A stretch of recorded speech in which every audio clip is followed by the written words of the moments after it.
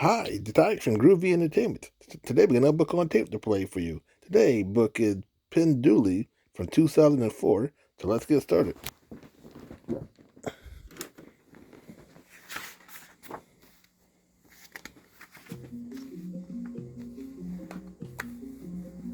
Pinduli by Janelle Cannon. When you hear this sound, it's time to turn the page.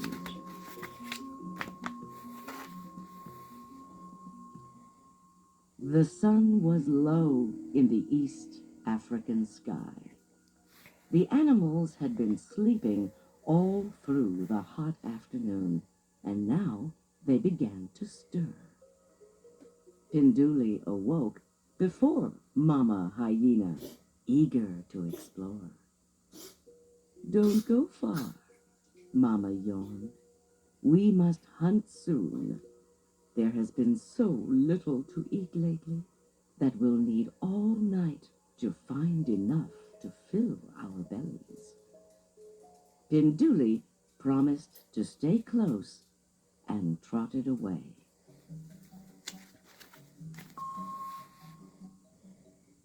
As Pinduli passed the waterhole, she spied sleepy animals in the brush.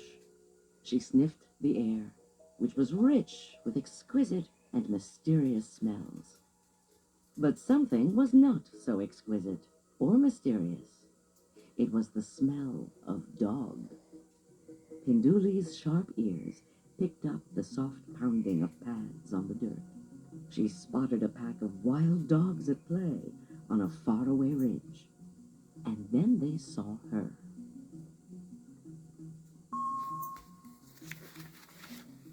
The leader dashed toward Pinduli. The others trailed behind and yelped, "Watch out, dog! It's a hyena!" "Just a shrimpy one," Dog scoffed, coming closer. "If it didn't have all that stripy fur, those ears would make me think it was a baby elephant." The pack erupted into wheezing laughter and galumphed away, tongues lolling.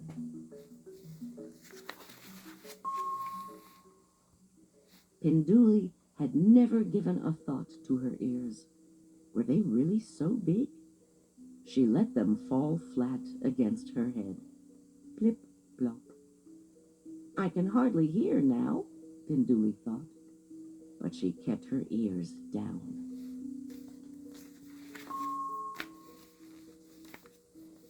"Ahem!" A rumbling voice came from the scrub. "Ahem!" Pinduli whirled around. A lion! The little hyena poofed her mane and suddenly looked twice her size. She was sure that she was mighty fierce, but Lion just calmly looked her up and down. Then he leaned his old scarred face nearer and said, "That prickly fringe hardly becomes you, young lady." Pinduli's mane flopped as she hurried away. She had never given a thought to her coat. Was it really so straggly?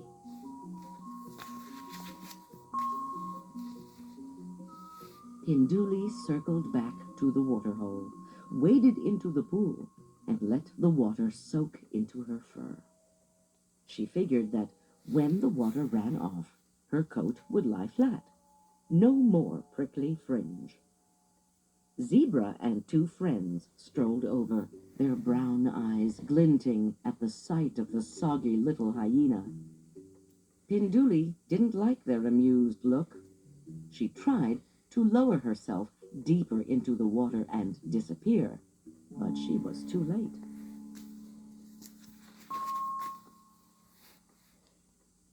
"If you're going to do stripes, please, please, please work on your symmetry and clarity.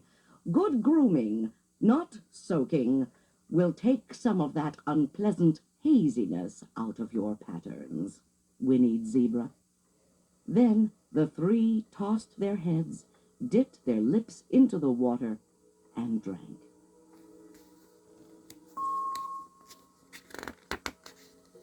Pinduli splashed past the startled zebras and escaped to a quiet spot. Were her stripes really so disorderly?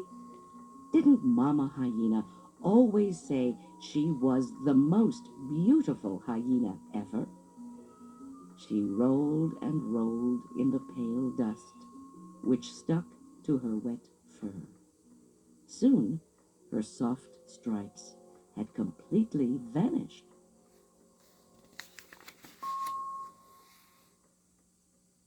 Ears pinned, coat flattened, and dusted to a pallid gray, Pinduli wanted nothing more than to get home, hoping no one would notice her. I'm really in trouble now, she worried. I've been gone a long time, and Mama gets awful cranky when she's hungry.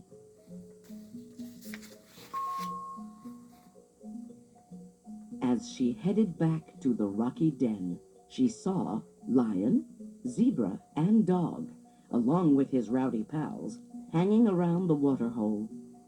A few wildebeests were there, too, for an evening drink. My, it's busy out here tonight, thought Pinduli, edging away from the others. No luck. The animals turned to see who was coming. Their jaws dropped. Their eyes bulged. Pinduli looked around wildly. What did they see?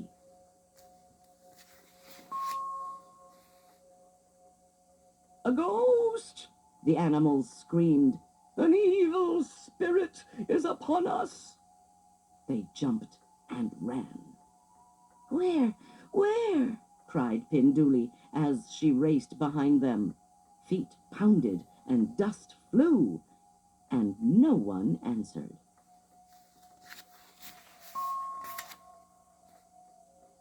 The terrified crowd tore through thorny brush, over craggy stone, and, horrified, found themselves at a dead end in a small canyon.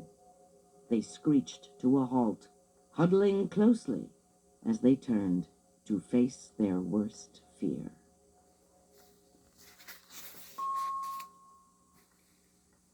Dog was the first to speak. "Oh, great spirit," he howled, "you've come for me, I know it, because I made fun of a young hyena's ears." All eyes were on Pinduli. Ah, so I'm the ghost, she thought. I'd better get in character before they recognize me. Go on, dog, said Pinduli in a slow, deep voice. The spirits want to know why you would commit such a hideous, awful, atrocious crime. Dog's voice quavered. I don't know. I guess I was still mad at Fennec Fox for calling me Butterfly Head.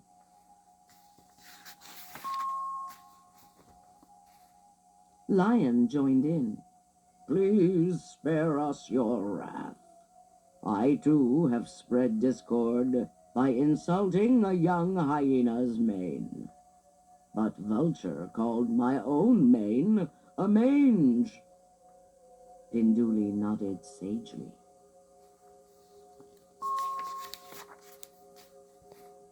Zebra stomped her hoof. Owl told me that my stripes were garish. A tear rolled down her long face. Everyone fell silent. Pinduli's mind whirled as she tried to think of what a ghostly spirit might say. Of course, spirits always give tasks and want offerings, she thought. Let's see. Okay, Mama will love this.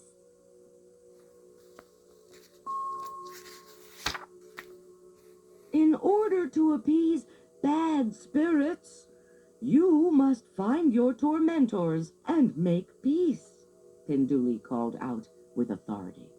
And always Leave a bit of every meal as an offering. If you do this, I shall never return." She turned and glided away on her tiptoes, trying not to smile. Thank you," called the creatures. "We will do as you say." Once out of sight, Pinduli raced home.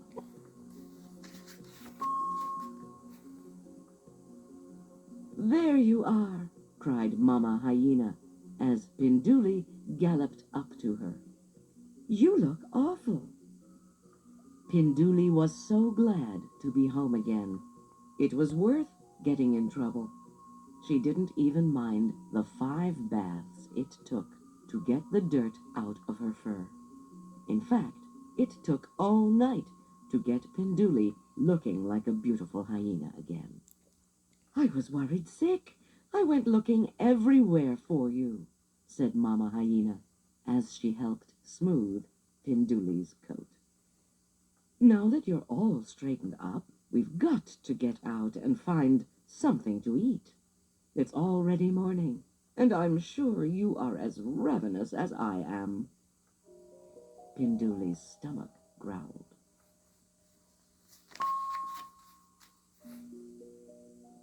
That very morning, dog, lion, and zebra searched the wide savannah until they found fennec fox, vulture, and owl.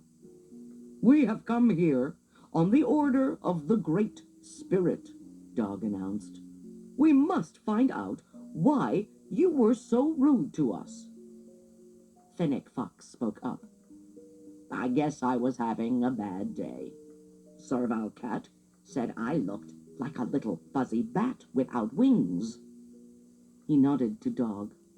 "Your ears really aren't so bad." Vulture ducked his bald head. "Marabou Stork called me Moonscape, so I got mad and made fun of Lion." Owl moaned. "Adder said my feathery stripes look more like scribbles." "Let's go find those 3 and get to the bottom of this," said Dog.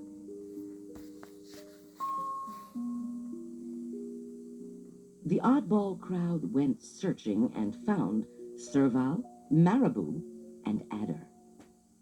"We've come here on the order of the Great Spirit," they declared. Uh-oh, I'm in trouble for laughing at Owl's stripes," hissed Adder. "Miss Zebra, do you remember when I said your stripes were dull?" mumbled Zebra. Marabou stepped forward on his stilt-like legs.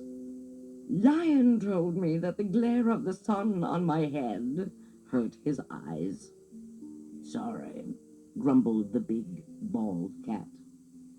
Then Dog blurted, "Oh, dear! Serval, please forgive me." Serval's amber eyes squinted at Dog. "You mean for the time you said that the wind might pick me up by my giant ears and blow me away?" he said. "Yep," Dog yipped. "Who am I to be talking about ears?" He pranced about, flopping his big ears like the wings of a butterfly. Serval burst out laughing, and everyone, including Dog, joined in.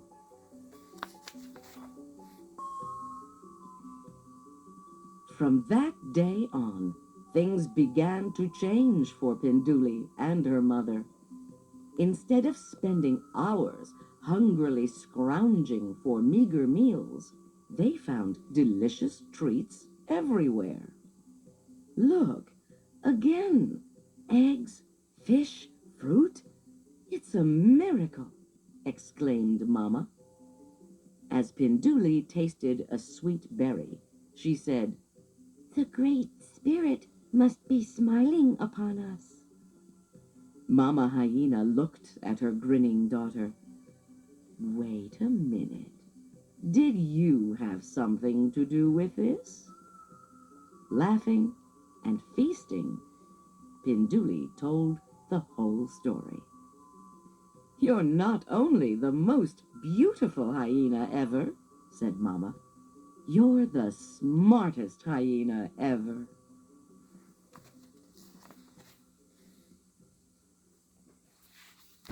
So that was Pinduli from 2004. So if you like, subscribe, share, and comment, and have a groovy day. And our next book will be